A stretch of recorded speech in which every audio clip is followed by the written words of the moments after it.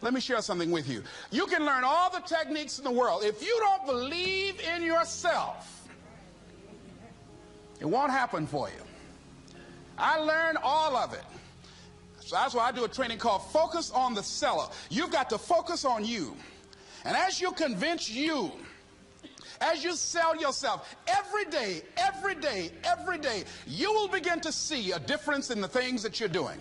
Selling yourself on your ability to perform a job, to achieve a certain objective. Telling yourself every day, here I go again. And I got what it takes. This is my day, and nothing out here is going to stop me. And when you go out there, life say, come over here. Say it again. Well, I'll be back tomorrow. That brings me to the next thing. It takes courage to act. Part of being hungry when you've been defeated, it takes courage to start over again.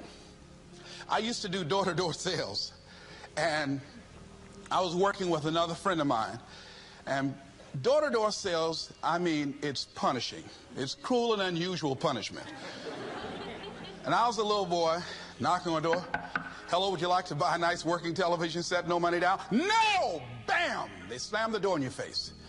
And the friend of mine that was working with me, they slammed the door in his face, and I looked back, and he was going to the car. He said, I can't do this. And he sat down in the car, and he said, you go ahead, I'll be here when you get back. Now, he had a mother and father to take care of him. My mother was ill. I am adopted. I was hungry. I had to go on. I learned something about myself. That when you step into your fears, somebody said, it was Winston Churchill, he said that courage is going from failure to failure without losing enthusiasm. When you step into your fears and continue to push yourself to go on, something happens for you. It will enable you to transcend yourself. I went to the next door. You like to buy a nice working television? No! Bam! Went to the next one. No! Bam! After a while, I no longer took it personal.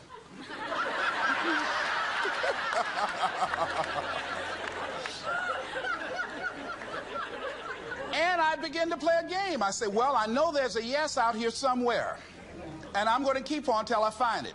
And I'm not going home until I do. And I continued to knock on doors. And then somebody eventually would say yes. And I said, are you sure? And I would go in there and I would get the sale. When you have something you want to do, if you don't develop the courage to do that which has been given you to do, and you spend a lot of time going around trying to convince other people or trying to get their approval, what will happen is that you will lose your nerve. And other people will convince you that what you're doing doesn't have any value, and you'll give up on your dream. It's an interesting thing about life, I've also found, that if you don't have the courage to act, sometimes, and particularly, if you have something special to do, life will move on you. If it were not for life, I would still be a disc jockey. I didn't just leave voluntarily to go to the state legislature. I was fired.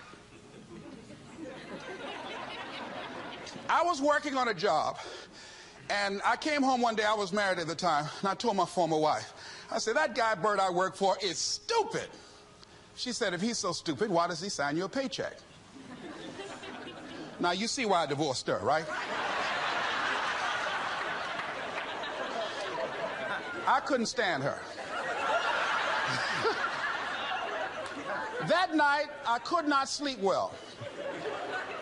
Here was a guy that was controlling my life. I was going through all kinds of changes because this man controlled my paycheck.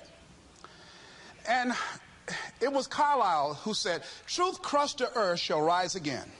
Winston Churchill said, the truth is incontrovertible. Malice may attack it, ignorance may deride it, but at the end there it is. And we know scripture that says, ye shall know the truth, and the truth shall set you free. And the truth that I had to come to grips with, that I wasn't in charge of my destiny. The truth was that I wasn't giving all that I had. The truth was that there are some things that I wanted to do, but I didn't have the courage to act on those things. And the truth was that Bert Childs was a blessing to me. He made life so miserable for me, I had to start looking at my life differently. I started going to work earlier. I started being the last one to leave there. I started working harder than anybody else. The other guys could not. Why would you work so hard, Les? I said, I'm not working for them. I have been cheating, Bert, I thought. I've been cheating myself and my family. Wherever you are, whatever you're doing, do it with everything that you have. Develop the habit of giving more than what you're paid for. Develop the habit of setting standards that others will be measured by. Someone said, do not go where the path may lead, but go where there's no path and leave a trail. All right? It is easy to be negative today. It is easy to have low morale today. I was at a corporation and they're going through downsizing and going to lay off some 1,500 people over the next few weeks. It's very depressing there. And those people that stay there 9 times out of 10, they're just going to do just enough to keep from getting fired. Anybody can do that. But if you can begin to harness yourself and say that where I am, I'm going to do the best I can with what I got, because that is an expression of who I am. If you get into the habit of just being mediocre, it will become a part of your consciousness. If you get in the habit of giving less than what you have it within you to give, it will begin to reflect itself in your personality. It will begin to damage you psychologically. And you don't want to be a part of that kind of self-destructive behavior. And so you want to set some high standards for yourself.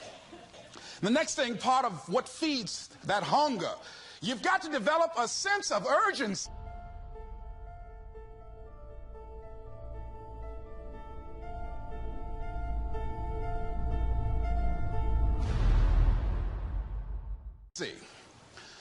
Aurelia said, stop living your life like you have 1,000 years to live.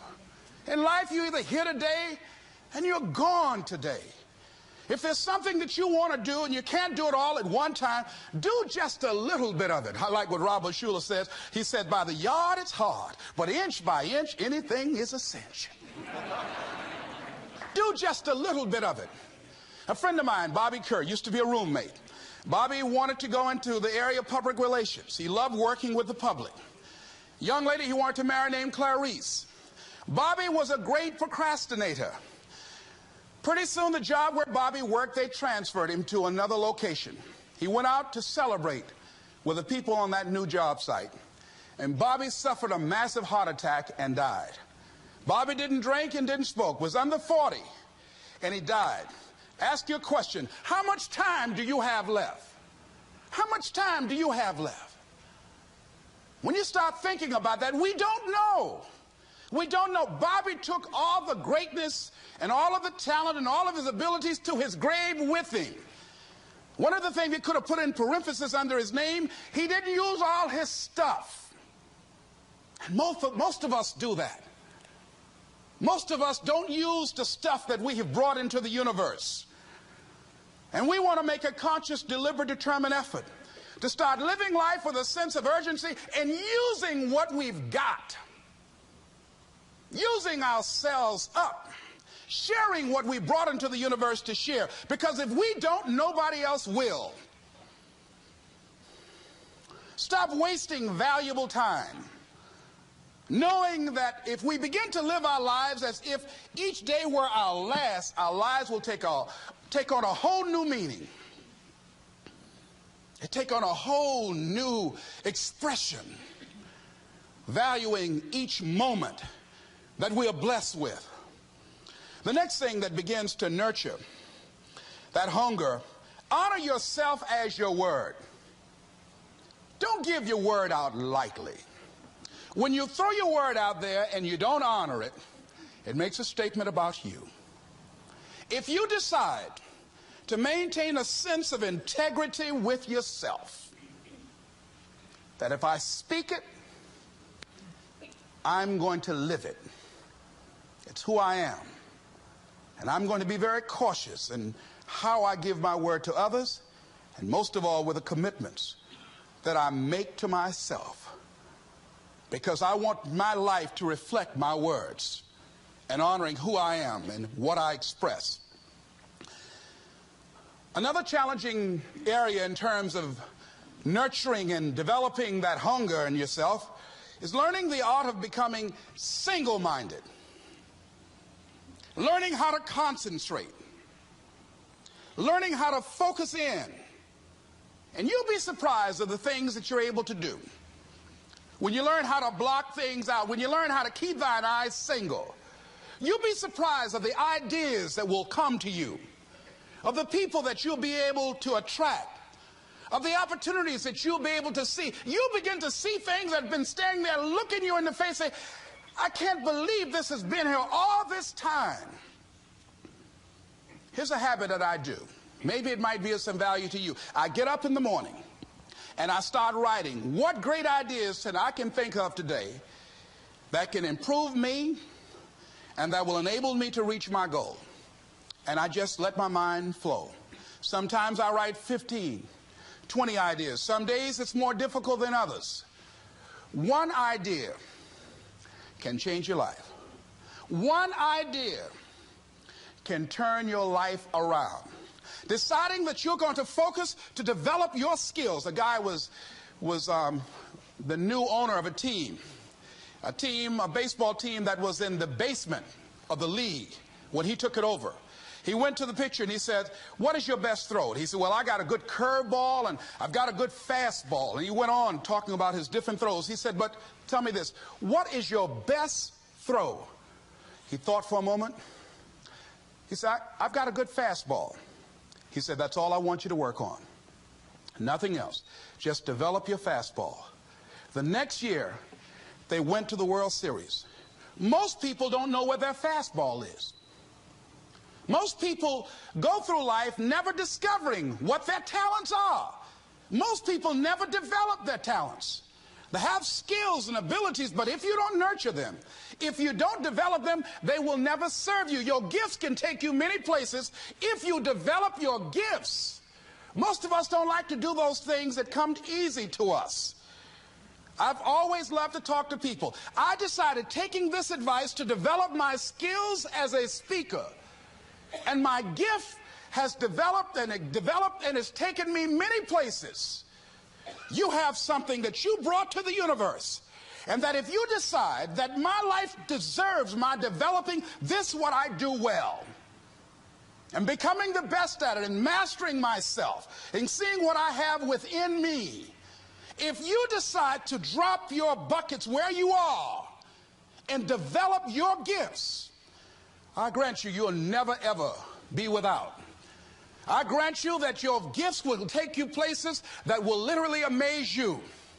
I grant you that if you begin to work to develop your gifts, you'll develop a strong sense of happiness. You'll get a larger vision of yourself, because part of beginning to get a larger vision of yourself, all of us need some area of our lives where we can have a feeling of competence. That people know when they think about this area, that's something you do. That you eat and sleep that. And that you do that. You do that. And people know it. And you know it. And you know that you know this. If you don't know anything else, you know this. Can you tell I know what I'm doing? Oh, hello. You know this. So you've got to work on it. When other folk are having a good time, you've got to have the strength of character to concentrate, to read, to digest information.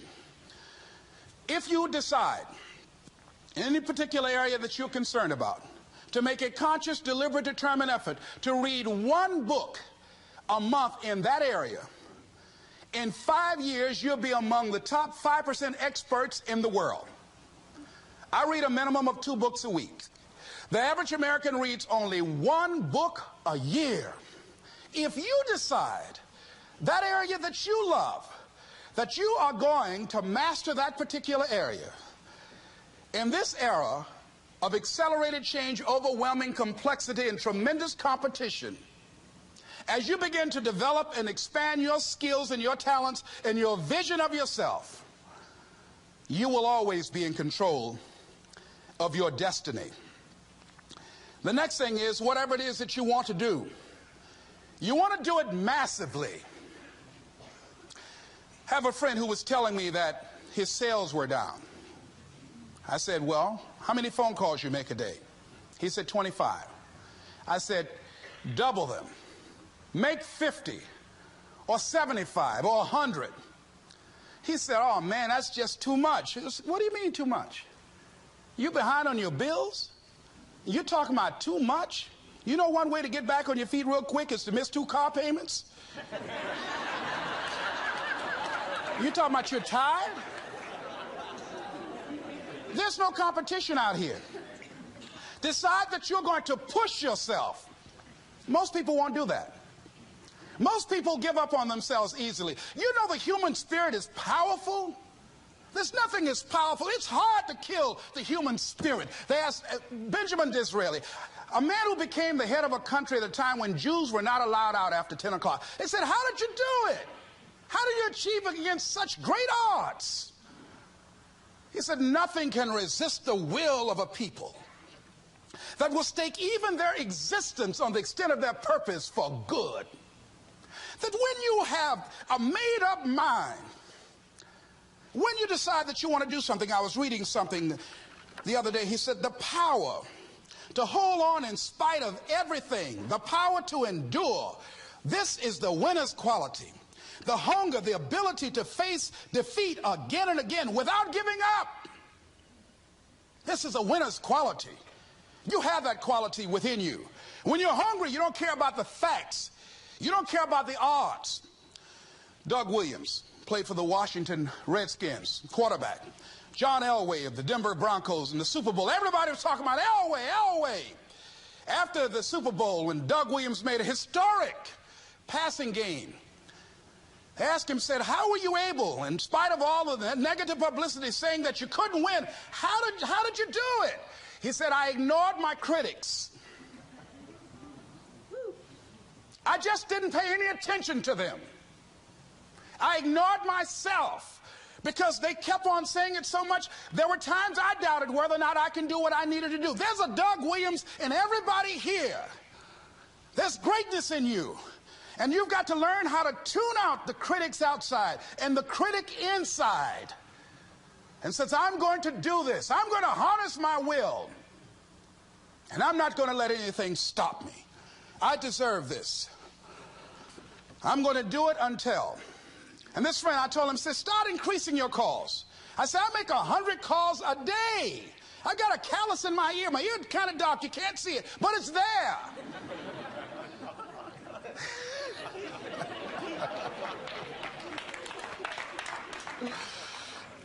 His sales have increased.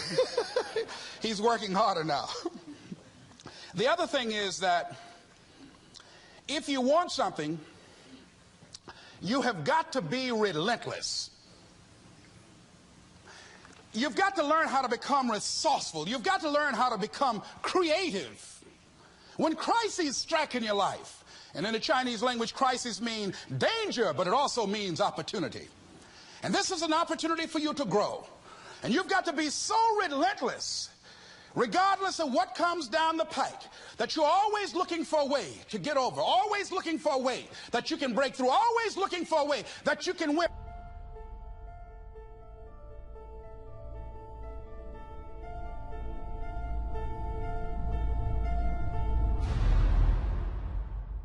And always looking for a way that you can strike a telling blow.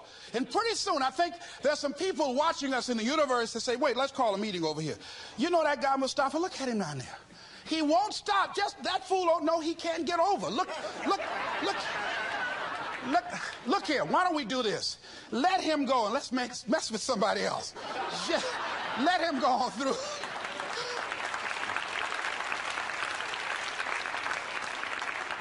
Life will just get tired of whipping you sometimes.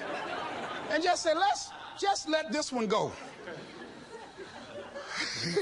I believe this. Now, no one has told me this, but I just kept on kicking. I didn't have sense enough to stop. I was intelligently ignorant. I didn't know what I couldn't do. So I just tried anything.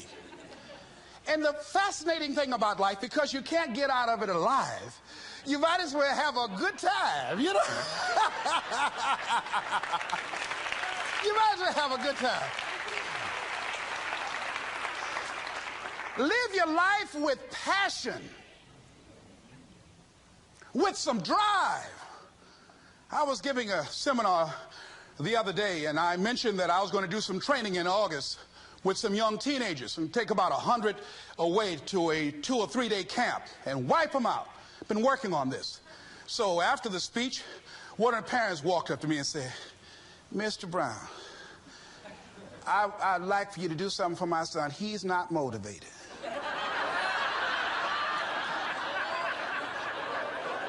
I said, I wonder why.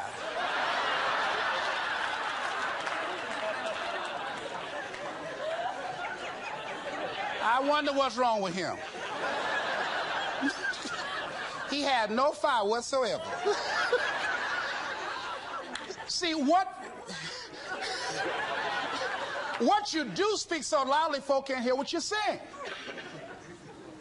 And so if you don't have any fire, you know, you've got to watch the people, the relationships that you develop. Have people of kindred mindsets. If you're around folk who are dead and negative all the time, they will affect you. You want people that are around you that have smiles on their faces, looking good. I was telling a group last week, Abraham Lincoln refused to hire a guy because of his face. They said, but the guy can't help it. He said, anybody over 30 is responsible for their face. If you have some depressing face looking at you every day, it affects your blood pressure. Keep these dead faces away from you. It's contagious. This is serious. So you've got to watch your countenance, watch your face, have an uplifted expression, watch your body posture. All of these things affect you psychically. You've got to be the kind of person that you are fearless. Fearless. Folk leave fearless people alone. There's some people walk through a neighborhood and every dog in the neighborhood would bark at them.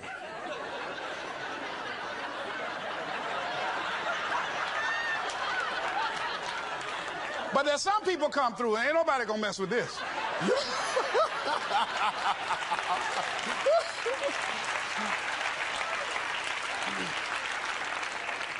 You are unstoppable. And because you are unstoppable, because you've got power that you haven't even begun to use yet, you owe it to yourself to release your brakes. How many of you have the experience of pulling out of your driveway and you mashed on the accelerator and the car was just going, and couldn't move, and you mashed harder and it couldn't move, and then you discovered you had your emergency brakes on. And then you release those emergency brakes and it goes, choo! Have you ever had that experience before? Most of us go through life with our brakes on, holding back, not giving all that we have, not sharing all of ourselves. Most of us go to our graves still holding on rather than releasing it. What are some of those things that keep us from releasing it? Because of past experiences, past defeats, past pain. We look back, well, it didn't work out then. It probably won't work out now. Many people get confused their performances with who they are. I was reading Pat Riley, the coach of the Los Angeles Lakers.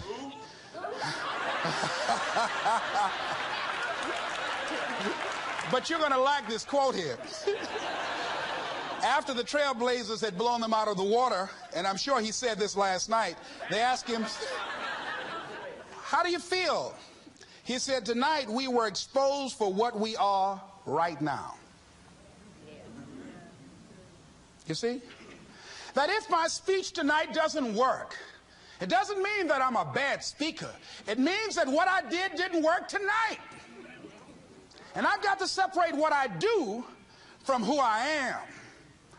And I've got another shot. See, the last chapter to your life has not been written yet, and it doesn't matter about what happened yesterday. It doesn't matter about the things that you've done that you feel guilty about. If you wouldn't do it today, you're convicting an innocent person. You've been reborn to a new state of consciousness. And as they say, if we knew better, we would do better. And so you begin to decide, I'm not going to be denied. I remember, and I was telling someone, and they asked me, would you repeat that again? I was interested in going into broadcasting. I'm adopted. And that was my key out. I wanted to make my mama proud of me. I was very much appreciative of what she's done for my brother and sister and I. And that was my way out. And I went over to a radio station, asked a guy and told him that I was interested in broadcasting. He looked at me in my straw hat and my overalls. He said, you have any broadcasting background? I said, no, sir, I don't. What do you do? I cut grass. Young ladies asked me what kind of work I do, and I was working on a garbage truck. I say, well, I'm a sanitary technician. He said, we don't have any job for you. I decided that was something I was going to do. I decided I'm unstoppable. I'm going to go up in here and I'm going to do this. I started going to the radio station every day, developing a relationship with the people that were doing what I wanted to do. And that's what I encourage you to do. Whatever area you want to go in, find people that are doing it the way you want to do it and develop a relationship with them. When I decided to go in this area, I wrote letters to Dr. Norman Vincent Peale, to Zig Ziglar, to Dennis Waitley, all of the giants in this area. And I said, this is something I want to do. I've been following your career. Would you help me? Dr. Norman Vincent Peale answered my letter, did an article on me, wrote about me in the most recent book that he issued, and done many broadcasts about me. I'd wanted to develop a relationship and rapport with those people that were achieving those things that I wanted to achieve. By the same token, I would go to the radio station, and I developed a relationship with the guys. And they used me as an errand boy when they needed some food or someone to go pick up entertainers that came into town. Temptation singing My Girl, Jerry Butler singing For Your Precious Love, Sam Cooke singing Darling You Send Me. I would pick up the entertainers at the airport and drive them around in the disc jockeys, big Cadillacs. They didn't have any driver's license, but I was acting like I had some.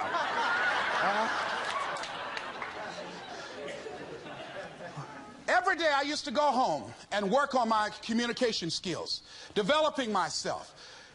It was Whitney Young. He said, it's better to be prepared for an opportunity and not have one than to have an opportunity and not be prepared. Start working and developing yourself now and prepare yourself for what it is that you want, because you expect to get it. And when the disc jockeys were in the control room, I would go in and watch them and develop a trust level, and they would let me stay, and I would watch and observe them working the controls. When you want something out of life, don't worry about how you're going to get it. How is none of your business. The most difficult thing it is to hold the vision. It's to hold the vision. So there I was at the radio station. A guy was on the air and he started to drink by the name of Rock. I was outside the window looking at him and watching. Hungry and ready. Saying, drink, Rock, drink. Pretty soon the phone rang. It was the general manager. I said, hello? He said, Les, this is Mr. Klein. I said, I know. He said, Rock can't finish his program. He's slurring his words. I said, I know. Can you work the controls until one of the other disc jockeys come in? Would you call them? I said, yes, sir. I hung the phone up. I said, now he must be thinking I'm crazy. I called my mama and my girlfriend Cassandra. I said, y'all come out on the front porch and turn up the radio. I'm about to come on the air.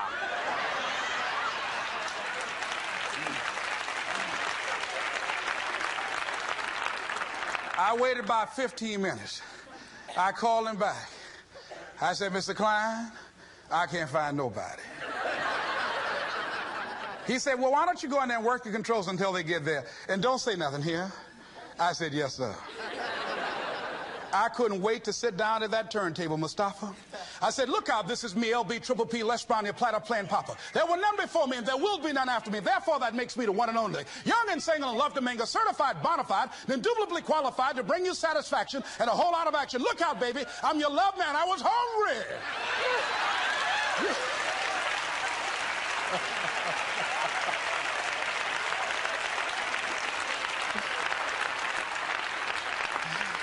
Shake somebody's hand on your right and left and say, you've got to be hungry.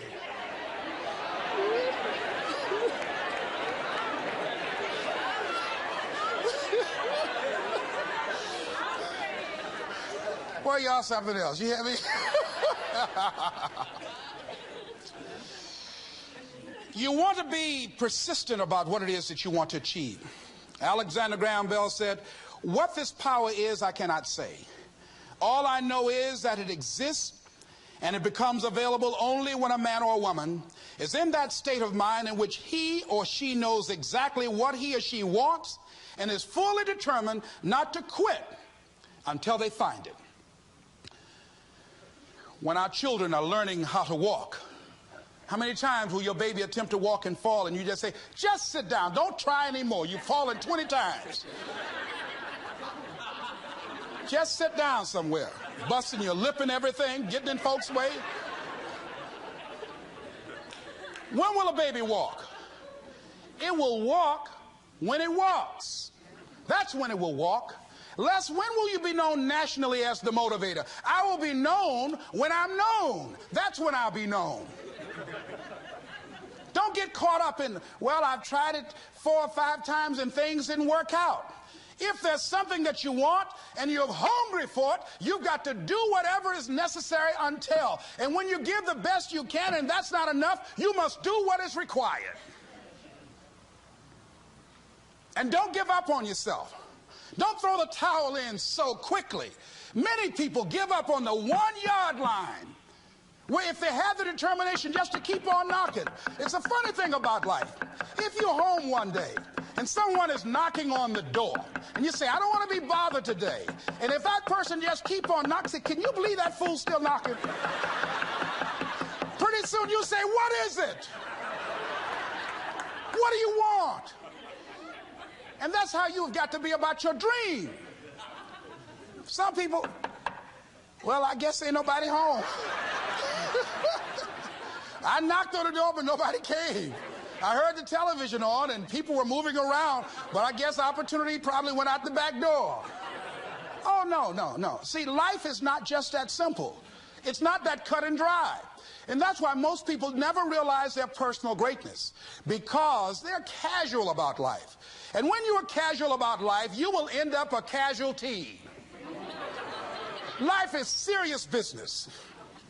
So I encourage you to be persistent, to not decide that, well, I've done the best I can. I guess I just can't have it. Don't make that decision. Many of us make premature decisions about ourselves.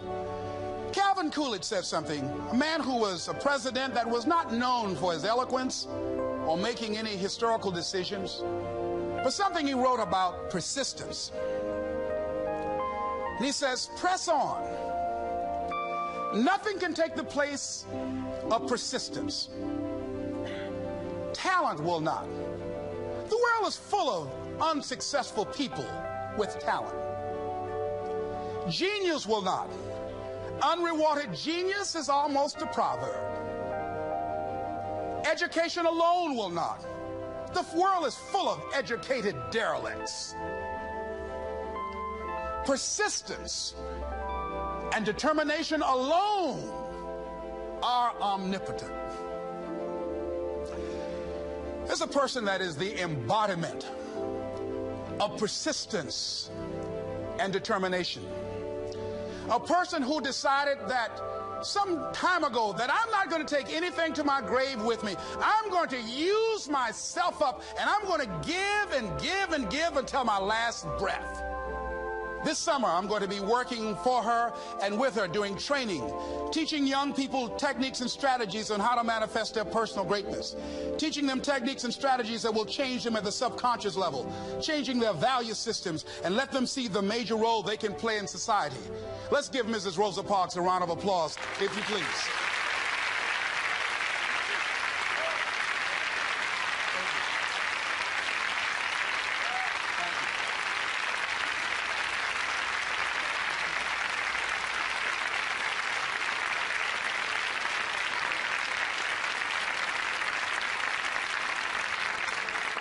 Here we are in the presence of greatness.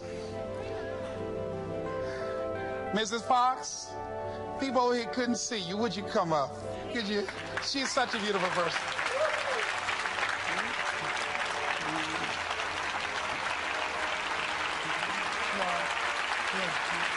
beautiful person.